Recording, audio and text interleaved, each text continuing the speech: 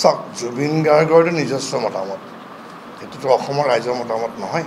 গতিকে অসমৰ ৰাইজে যোৱা 2টা দিন ধৰি যি ধৰণে আমি দেখা পাইছোঁ, সকলো ৰাইজে সাহিত্য সংস্কৃতিৰ লগত জড়িত থকা বা নন পলিটিকেল প্ৰত্যেকগৰাকী ব্যক্তিয়ে যি আনন্দ লাভ কৰিছে, সকলোৱে ধন্যবাদ জনাইছে। এটা দীঘলীয়া সময়, মই পুনৰবাৰ কৈছোঁ যে এটা সময় আছিলে যে এই ভাষাটো বেলেগৰ পৰা অহা, এই ভাষাটোৰ কোনো ধৰণৰ প্ৰাচীন তেনেকুৱা ধৰণৰ ইতিহাস নাই।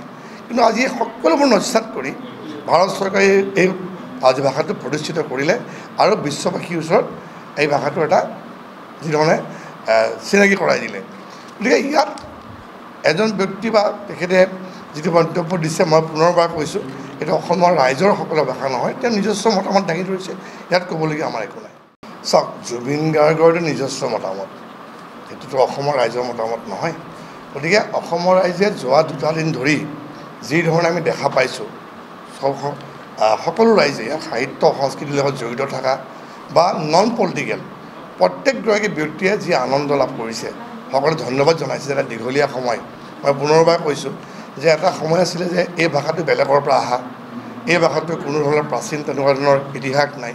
কিন্তু আজি সকলোবোৰ নস্যাৎ কৰি ভাৰত চৰকাৰে এই ভাষাটো প্ৰতিষ্ঠিত কৰিলে আৰু বিশ্ববাসীৰ ওচৰত এই ভাষাটো এটা যিধৰণে চিনাকি কৰাই দিলে। গতিকে ইয়াত এজন ব্যক্তি বা তেখেতে যিটো মন্তব্য দিছে, মই পুনৰবাৰ কৈছোঁ, এইটো অসমৰ ৰাইজৰ সকলো ভাষা নহয়। তেওঁ নিজস্ব মতামত দাঙি ধৰিছে, ইয়াত ক'বলগীয়া আমাৰ একো নাই।